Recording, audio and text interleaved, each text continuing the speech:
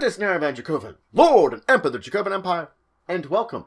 It is time to continue my discussion on the lands, legends, planes, and planeswalkers of Magic the Gathering, where I go over all these various aspects of the lore of Magic the Gathering, the different components to it that make up the universe that Wizards of the Coast has developed with their collectible card game, the places you could visit, the people and characters you could meet, and giving you a little bit of information about them so you get a deeper understanding of the universe they're developing.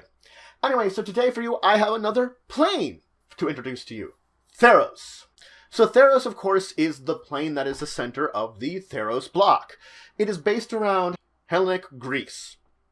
The planeswalker Gideon Jura actually originates from there. The plane itself is governed by the gods. The gods there are the gods of Nyx, and then great heroes work under them to fight various monsters. Adventurers travel forth, the ocean rages against them, and when those need to get some appeasement of the god, they offer burnt offering to them. A land of adventure and truly a representation in Magic format of, well, what we think of mythological Greece.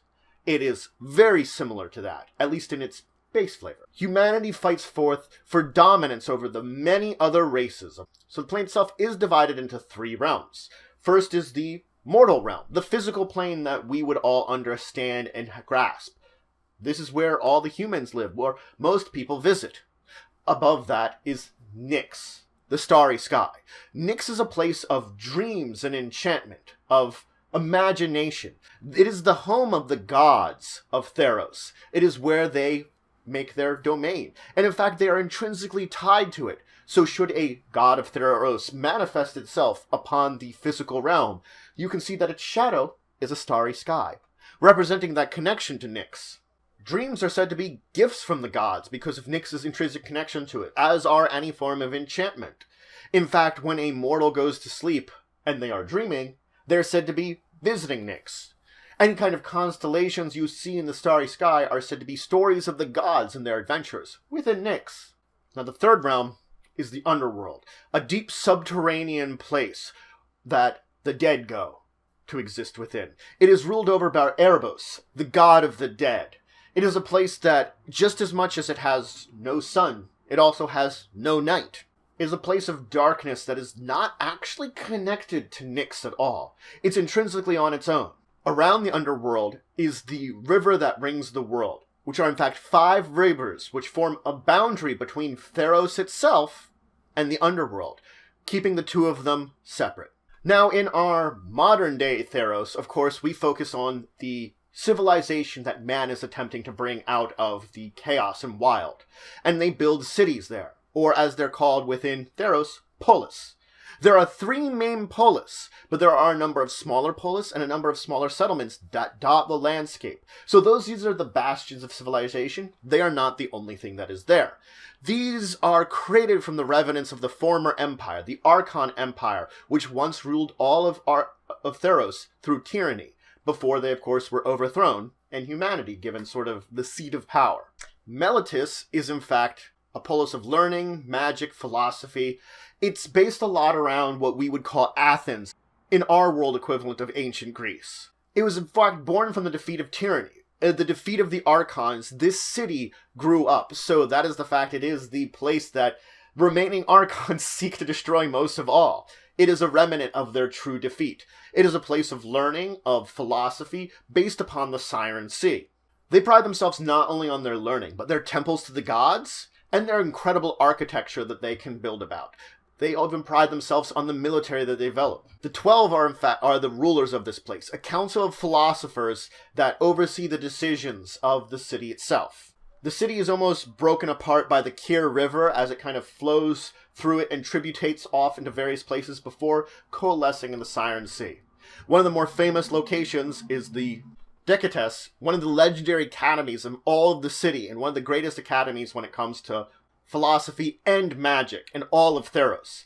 Akros is a city in the mountains. In fact, these mountains that kind of border the city act as the shield of it, blocking it off from the rest of Theros. It is akin to Sparta in ancient Greece that we would know about. It is a legendary place with the most powerful of warriors, at least said to be, across all of Theros. where generations live and die by the spear for their king and queen. This is the home that Gideon Jura originally came from. They focus on not only, though, perfecting themselves physically when it comes to combat, but mentally. Both mental and physical perfection, added together, make the most powerful warriors which can dive forth and defeat their enemies. The current king and queen are Anaxis and Cymede. There are many natural structures within the cliffs and the various valleys. For example, One-Eyed Pass is a realm within their territory known for its Cyclops, while the Titan Stairs is a way to move from the upper lands of the mountains into the lowlands of their territory. Those lowlands are additionally usually Forboros, an area that is very savage within their territory, known for flesh-eating minotaurs, leonids, and other dangers that would tear man apart. Sestra is based upon Themyscira, which is more of a mythological place than anything. So it's a city-state with less of a grounding in reality.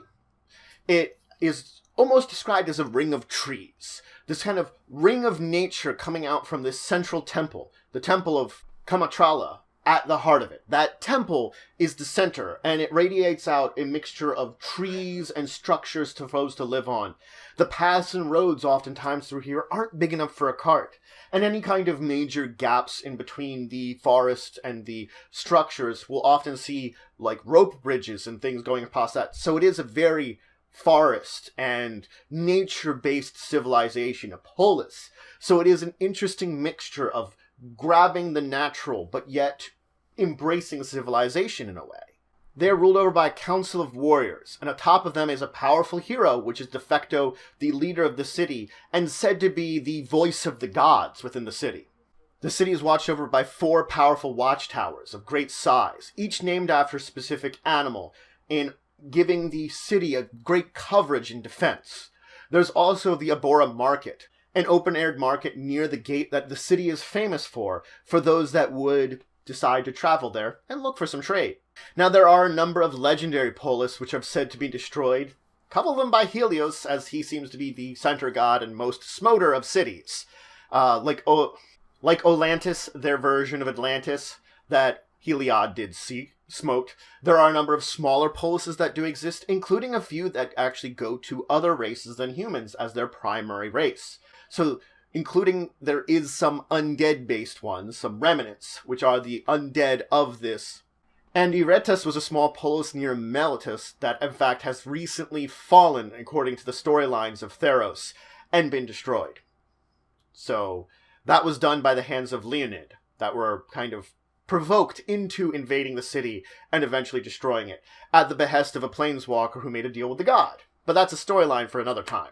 Now, there are a number of important temples to talk about. Nyxelos is the temple that is the closest to Nyx. It is the place that those that would worship the gods would go there to be closest to them and see them the most clearly. It is the gateway to Nyx in a way. So should you want to travel to Nyx from the mortal realm, you would need to pass through there. Though, it isn't as easy as just saying I go there. Now, the Temple of Mysteries is another interesting one. At the edge of Theros' world, there's sharp edges in which waterfalls cascade off of them. At the top of these waterfalls is a tree. And there, the Temple of Mysteries, where Krufix, the god of horizon, is in fact worshipped. The Siren Sea is one of the largest seas within the area, home to Tritons, borders Meletus. The Sharpel is an area of scrubs and small trees near Stestian and the Nessian Woods, which the Nessian Woods themselves are a primeval forest, home to hydras, snakes, centaurs, beasts alike. Orikos is the home of the Leonid. The Leonid who had been once the army of the Archons and their primary soldiers who turned their backs on humanity's civilization. This rocky valley makes their home where they're ruled over by their Leonid king. Brimaz. Thesmos is in fact their primary high den deep within the mountains of this place, where their high king, the Leonid king, rules over them. Now, there are countless races which are, in fact, making their home upon Theros. Humanity is just one of them, and though they are the primary now, others like the Archon had once control. Merfolk and they're like the Tritons, they make their homes in various places. Leonin have still power. Centaurs can either be those that could easily get along with the cultures of today, or savages. Satyrs, party-happy creatures that avoid civilization. See, there are countless races out there, countless creatures, and I won't dive into all of them, but know that this is a plane occupied by many. Now, the last bit of information I'm going to share today is a little bit of lore, the Theros. It's one of the most important books in all, or literature I should say, across all of Theros, and tells the story of many champions who sought to become the champions of the sun, who sought to serve Hyliod, and their stories. It's important because it links to some of the stories that happen in Theros when we're there, where we see Elspeth become a champion of the sun. But that's it for today. So I introduce you to the plane of Theros, based upon Hellenic Greece, ancient Greece the way we know it, Athens and Sparta, and the like. Those city-states we know of now, these polis and their version of the world, are very different, but still keep some of the flavors that we remember, that we should know from learning about ancient Greece. It's an interesting place where the gods walk among the people, if they should so choose, but their influence is always seen there. Their gods are always watching.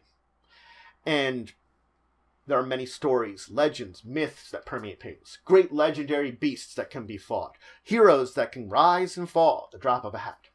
A place of myth, legend, and adventure that anyone wanting to visit may have an interesting time enjoying. But I hope you're having a good day. If you have any interesting decks that you've made for the Theros block, or using some of the mechanics from Theros, let me know about them in the comments below. Love hearing about all the decks you've made. Regardless, though, until the next time, I bid you farewell.